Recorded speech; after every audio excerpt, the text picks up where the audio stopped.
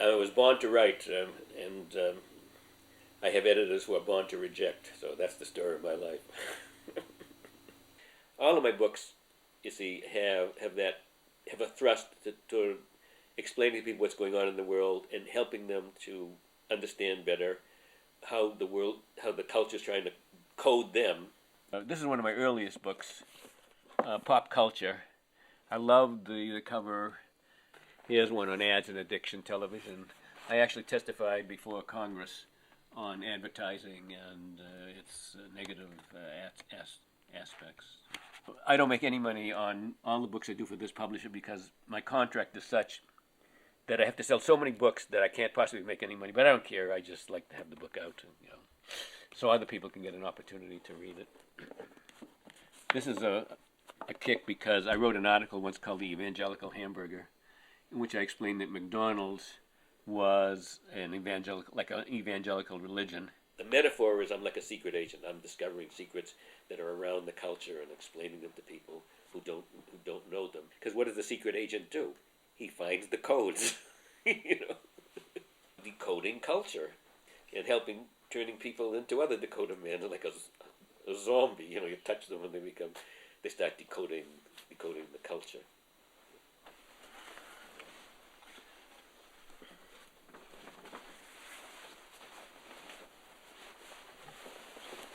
When you go to a different culture, you see things in the culture that people don't see.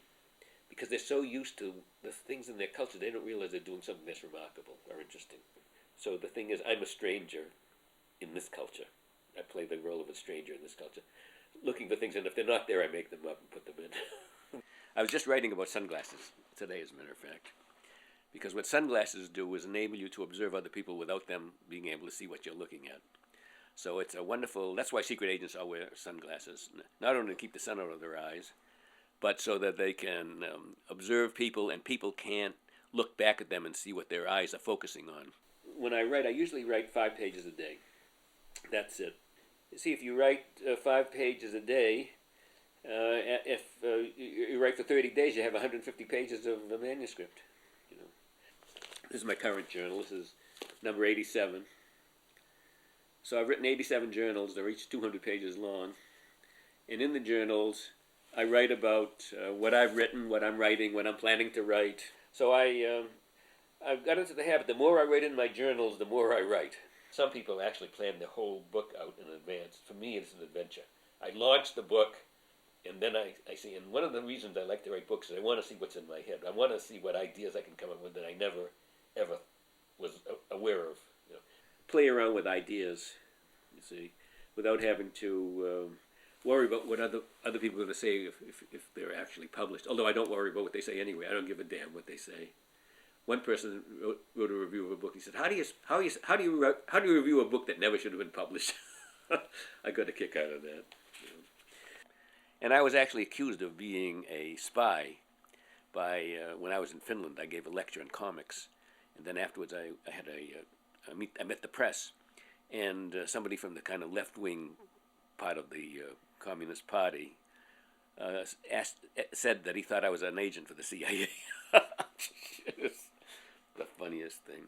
Yeah.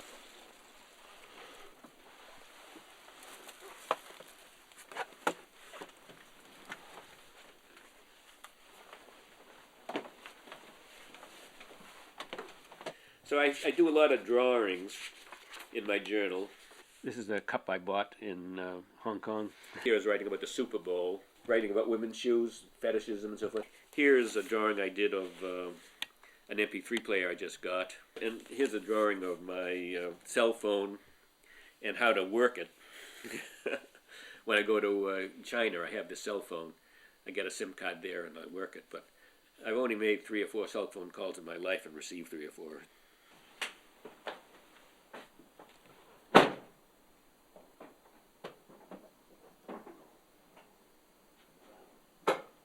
The Chinese, for some reason, love my stuff. I don't know, I've had 9 or 10 books translated into Chinese. Absolutely crazy. But so I think it's because I ate all that Chinese food when I was a kid that I'm getting my just rewards. Mitch Allen, who I call the Great Rejecter, usually meet a couple of times a year on Clement Street and go to Chinese restaurants and have dim sum or other kinds of Chinese food. Yeah, but I'm not the only person who's rejected Arthur. Many people far better than I have rejected him. It's interesting you say that because Mitch once said to me, "I've rejected better people than you, Arthur." I first met you in your house. I'll be damned. And we started talking, and then you started opening your filing cabinets. Oh, I remember that. And then you pulled this thing out and says, "You want this?" And I took one look at the first page. And, yeah, I don't think about that one. No. So it was great because I just pulled it out of the filing drawer. I remember that. Rejected it and put it back in. It was a very efficient kind of system. Oh no, later, please. No, thank you. Okay. Come back. Very, very good roast pork. A roast pork. Yeah, that sounds good. Yeah, try Sure. it. Thank you. Yeah, bring that roast pork on. We're good. Arthur has lots of ideas, and lots of good ideas, and I basically go for the ones that I think I can sell, and or the ones that I think, and the ones that fit the kinds of things that I'm publishing. When he started writing all these tourism books, since I didn't publish things on tourism. Well, I know it. Did I send them to you? Yeah, you did. Oh, did? Oh. I wrote about, Freud, Marx, all kinds of serious stuff, but I just don't write it in their jargon, sort of Phil style that they learn in grad school. We're all rolling over in their graves, even as we speak. I wrote a poem about my work. A mind wide-ranging and judicial, he skims the surface of the superficial.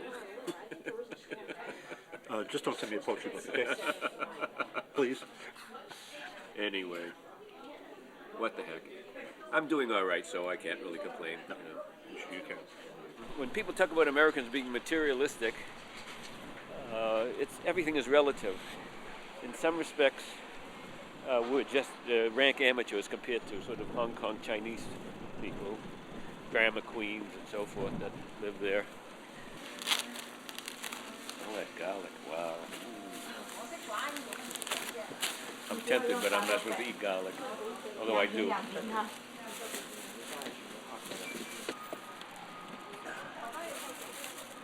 These are yams.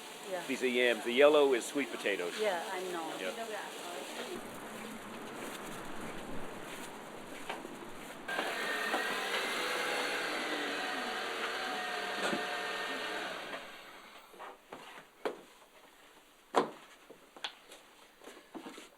But I mean, the fact is, if you're going to have a consumer culture, you have to have people buying things. If people are going to manufacture things, other people have to buy them. The problem, as I point out in my books, is that in consumer cultures like this, most of the money is spent on self-indulgent purchases that people make, and not on the social needs. So the term they use nowadays is investment, social investment. That's what Obama's talking about, which I think is correct. Social investment rather than personal consumption.